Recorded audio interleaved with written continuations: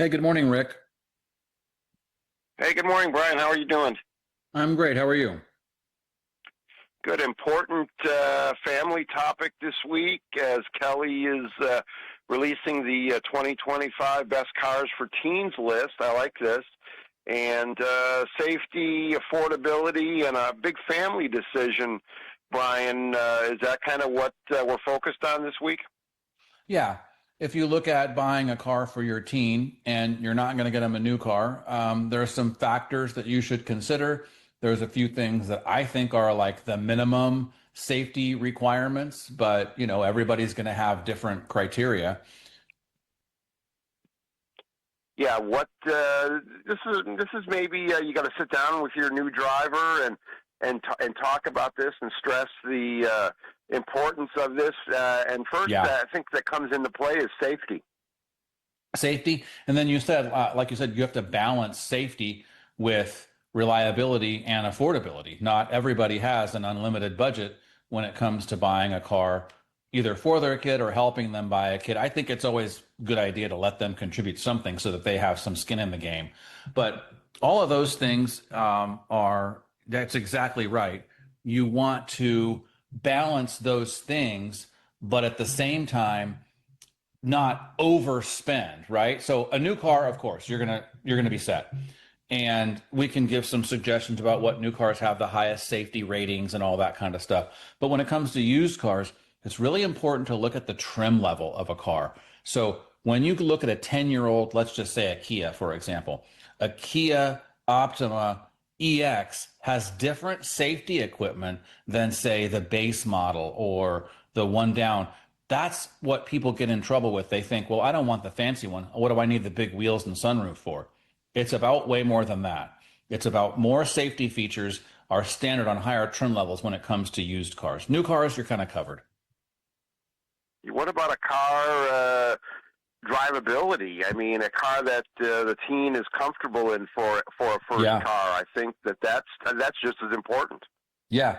And have them drive it. Like, don't just buy it sight unseen. Have them drive it because some kids, if your kid is short, and I don't just mean overall height, I mean sometimes people have they're shorter from their waist to their shoulders, and sometimes they're taller from their waist to their shoulders. It's like being long waisted or short waisted. That has to do with visibility. You want to make sure that the kid Yeah. can see very well what's coming and don't go for the dark tint like they always want. You do slight tint, of course, but don't go the super dark tint because they're always picturing themselves in the daytime. But what happens when nighttime comes?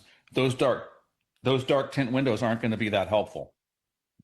No, that's something definitely to consider. We're with BrianMoody, Kelley Blue Book. Kind of take us, Brian, through the best of the list here as we move here into 2025, and then a lot of new drivers going to be happening this fall and winter. Yeah, that's exactly right. Here's a few cars from the list that I think are compelling. Remember, your kid's going to want a cool car. And so some of the cars on the list are actually kind of cool, like the Kia K4. Looks cool on the inside, looks cool on the outside, starts under $25,000. That's one. Mazda CX-30 small SUV, about $26,000. Also, the Nissan Kicks is a small SUV.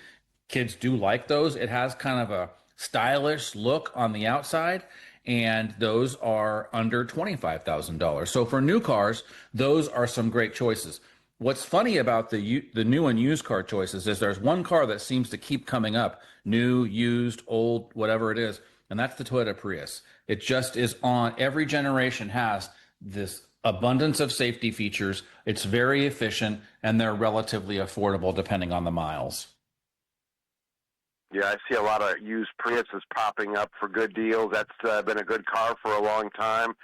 Maybe if the kid has a job and the parents are looking long term, where do we stand on EVs maybe for teens? Electric cars depreciate very rapidly.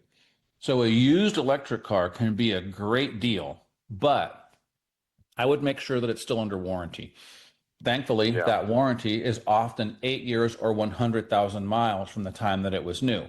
So if you wanted to buy a 5, 6, or 7-year-old, used EV, you'll probably be okay.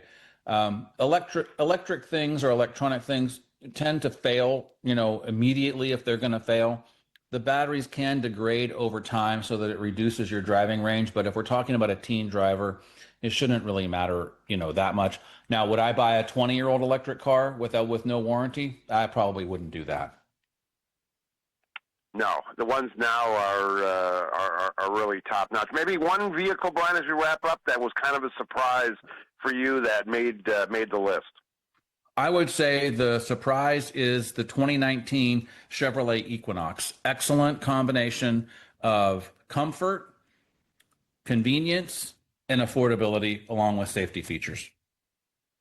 Yeah, really safe car there. And Brian, if my listeners want to find out more, where should they go? Go to Kelley Blue Book's website, which is kbb.com. Great stuff, Brian. And SEMA coming up here in Vegas. Hope to run into you there again. Awesome. Thank you so much.